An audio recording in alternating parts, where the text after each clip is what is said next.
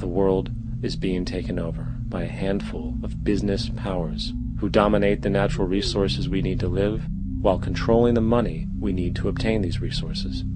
The end result will be world monopoly, based not on human life, but financial and corporate power. And as the inequality grows, naturally more and more people are becoming desperate. So the establishment was forced to come up with a new way to deal with anyone who challenges the system. So they gave birth to the terrorist. The term terrorist is an empty distinction, designed for any person or group who chooses to challenge the establishment. This isn't to be confused with the fictional Al-Qaeda, which was actually the name of a computer database for the US-supported Mujahideen in the 1980s.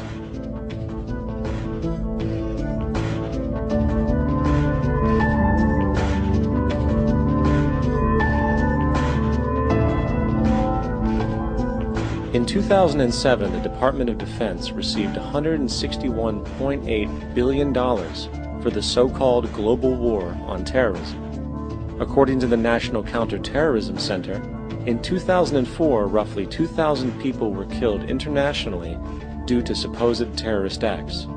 Of that number, 70 were American. Using this number as a general average, which is extremely generous, it is interesting to note that twice as many people die from peanut allergies a year than from terrorist acts. Concurrently, the leading cause of death in America is coronary heart disease, killing roughly 450,000 each year. And in 2007, the government's allocation of funds for research on this issue was about $3 billion. This means that the US government in 2007 spent 54 times the amount for preventing terrorism than it spent for preventing a disease which kills 6,600 times more people annually than terrorism does. Yet, as the name terrorism and Al-Qaeda are arbitrarily stamped on every news report relating to any action taken against U.S. interests, the myth grows wider. In mid-2008, the U.S. Attorney General actually proposed that the U.S. Congress officially declare war against the fantasy.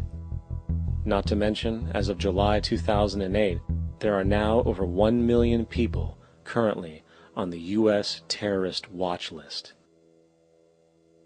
These so-called counterterrorism measures, of course, have nothing to do with social protection, and everything to do with preserving the establishment amongst the growing anti-American sentiment both domestically and internationally, which is legitimately founded on the greed-based corporate empire expansion that is exploiting the world.